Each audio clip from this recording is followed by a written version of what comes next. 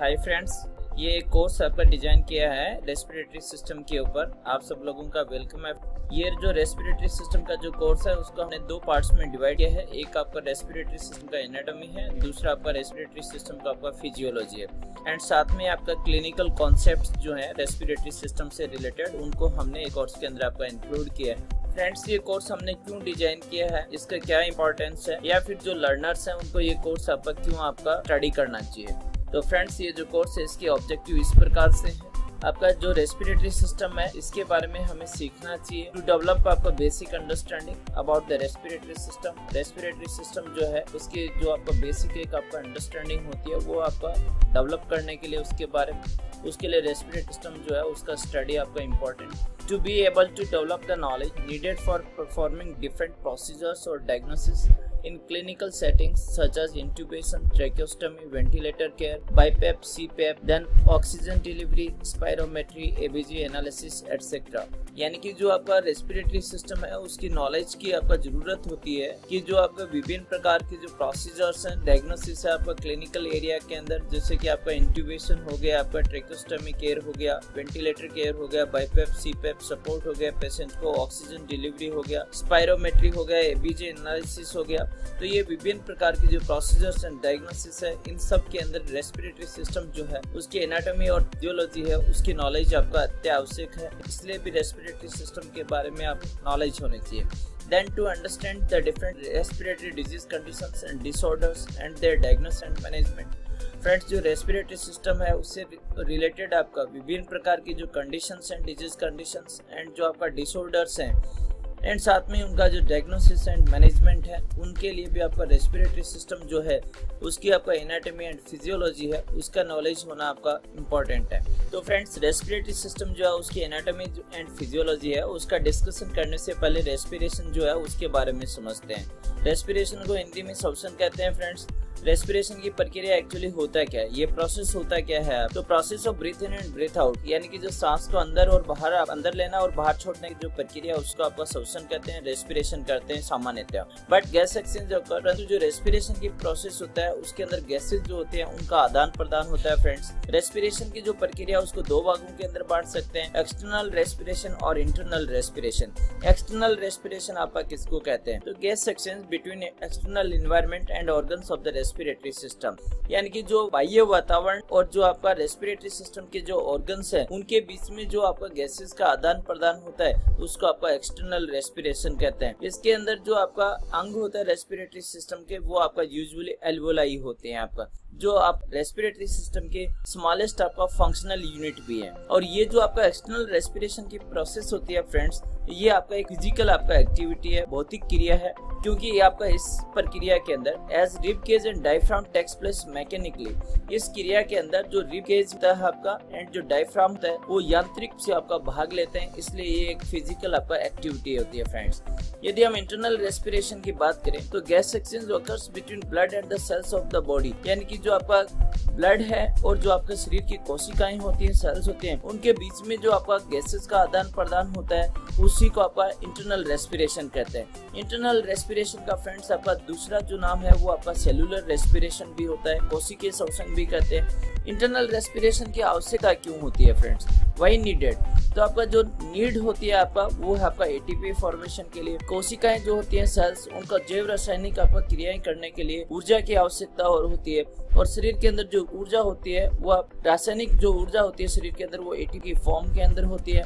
और ये जो ऊर्जा होती है वो हमें कोशिकाओं के अंदर ग्लूकोज का जब ऑक्सीजन की उपस्थिति में ऑक्सीकरण होता है आपका, तो उस आपका ऑक्सीकरण से कार्बन डाइऑक्साइड और वाटर बनते हैं एंड साथ में आपका 38 आपका एटीपी के मॉलिक्यूल्स भी बनते हैं। और ये जो क्रिया होती है वो कोशिका के आपका माइटोकॉन्ड्रिया के अंदर होती है और इस क्रिया के लिए आपका लगातार ऑक्सीजन की आपकी जरूरत होती है कोशिकाओं को। इसलिए रेस्पिरेशन जो क्रिया है उसमें आप ऑक्सीजन कोशिकाओं के पास में पहुंचना चाहिए और इस प्रक्रिया के अंदर कार्बन डाइऑक्साइड है वो आप वेस्ट के रूप में आपका यहाँ पे जनरेट होता है। तो कार्बन डाइऑक्साइड जो है वो कोशिकाओं से बाहर निकलना चाहिए, अदरवाइज जो कार्बन डाइऑक्साइड है वो कोशिकाओं में इकट्ठा होता जाता है एंड एंड कार्बन डाइऑक्साइड जो है वो कोशिका के जो साइटोप्लाज्म होता है उसका जो पीएच होता है उसको चेंज कर देता है। इसलिए कार्बन डाइऑक्साइड का जो रिमूवल है वो बॉडी से आपका जरूरी है। तो फ्रेंड्स आपका ये जो आपका जो गैसेज है इनका आदान प्रदान है वो आपका रेस्पिरेशन की क्रिया के अंदर होता है। तो चलते हैं आपको बात करते हैं रेस्पिरेटरी सिस्टम के एनाटॉमी के बारे में। तो जो रेस्पिरेटरी सिस्टम है उसको बेसिकली आपका दो प्रकार से डिवाइड कर सकते हैं, या फिर आपका रेस्पिरेटरी सिस्टम है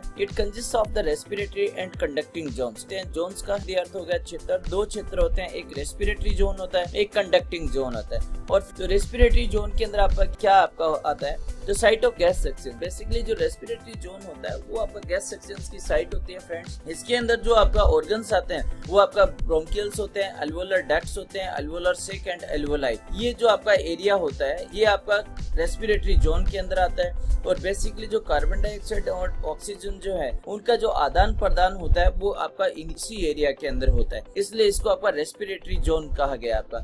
यदि हम पिक्चर को देखें तो आपका यहाँ पे जो आपका रेस्पिरेटरी पार्ट आपका दिखाया गया है जिसमें रेस्पिरेटरी ब्रोंकियल्स, अल्वोलर डक्ट और साथ में आपका अल्वोलस एंड अल्वोलर सेक है। ये जो आपका एरिया है वो आपका रेस्पिरेटरी जोन का है। उसके बाद में ये ऊपर का जो एरिया है आपका रेस्पिरेटरी जोन से ऊपर ये आपका कंडक्टिंग जोन है। आपका कंडक्टिंग जोन के अंदर आपका ट्रेकिया आता है फ्रेंड। ट्रेकिया के बाद में आपका ब्रोंकस आते हैं, आपका प्राइमरी ब्रोंकस। उसके बाद में सेकेंडरी ब्रोंकस आते हैं, टर्सरी ब्रोंकस होते हैं। और टर्सरी ब्रोंकस होते हैं वो आपका टर्मिनल ब्रोंकियल्स जो होते हैं उनके अंदर आपका डिवाइड हो जाते हैं। एंड टर्मिनल ब्रोंकियल्स से फ्रेंड्स रेस्पिरेटरी ब्रोंकियल्स का निर्माण होता है। तो आपका टर्मिनल ब्रोंकियल्स के बाद रेस्पिरेटरी जोन का आपका क्षेत्र स्टार्ट हो जाता है। यदि हम कंडक्टिंग जोन की बात करें तो provides the rigid conduit. Conduit का अर्थ है फ्रेंड्स आपका वे और पासेज वे, यानी रास्ता प्रदान करना for air to reach the sites of the gas sections. यानी कंडक्टिंग जोन जो होता है वो बेसिकली जो आपका गैस सेक्शंस की जो साइट होती है वहाँ पर एयर को आपका पहुंचाने का एक आपका रास्ता बनाने का कार्य करता है।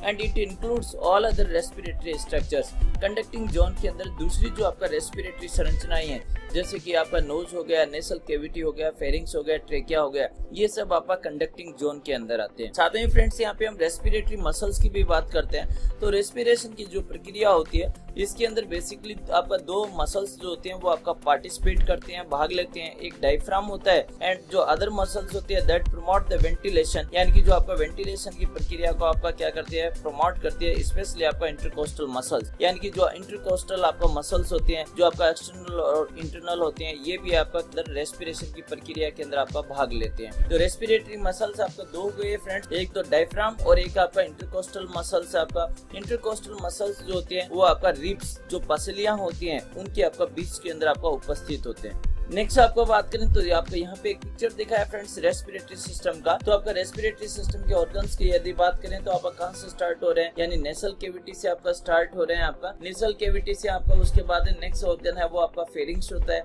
उसके बाद लेरिंग्स है, उसके बाद ट्रेकिया है, उसके बाद में आपका जो ट्रेकिया है वो डिवाइड होती है ब्रांच के अंदर प्राइमरी ब्रोंकस के अंदर। तो आपका प्राइमरी ब्रोंकस है, प्राइमरी ब्रोंकस आपका लंग्स के अंदर आपका एंटर करते हैं। तो दो लंग्स होते हैं, राइट लंग और लेफ्ट लंग। और साथ में जो लंग्स हैं वो आपका किसके ऊपर, जो डायफ्राम होता है उसके ऊपर आपका टिके रहते हैं आपका। चलिए फ्रेंड्स रेस्पिरेटरी सिस्टम के ऑर्गन्स की बात करते हैं। कौन कौन से ऑर्गन्स आपको मिलकर के रेस्पिरेटरी सिस्टम को बनाते हैं। तो रेस्पिरेटरी सिस्टम के अंदर नॉस्ट्रिल्स होते हैं, नेसल कैविटी है जो सेप्टम के द्वारा दो भागों में विभाजित रहता है, नासोफेरिंग्स है, laryngopharynx, larynx, trachea, bronchi and lungs हैं आपका। जो रेस्पिरेटरी सिस्टम की जो ऑर्गन्स है उनको आपका स्ट्रक्चर्स के आधार पे दो भागों के अंदर बांट सकते हैं। एक अपर रेस्पिरेटरी सिस्टम के ऑर्गन्स हैं, एक लोअर रेस्पिरेटरी सिस्टम के ऑर्गन्स हैं। अपर रेस्पिरेटरी सिस्टम के जो ऑर्गन्स हैं उनके अंदर आपका नॉस्ट्रिल्स, नेसल कैविटी, उसके बाद नासोफेरिंग्स, लेरिंगोफेरिंग्स और लेरिंग्स तक आपका भाग आता है। यदि लोअर रेस्पिरेटरी सिस्टम की बात करें तो उसके अंदर आपका ट्रेकिया, ब्रोंकाई एंड जो लंग्स हैं वो आपका लोअर रेस्पिरेटरी सिस्टम के अंदर आपका मौजूद रहते हैं।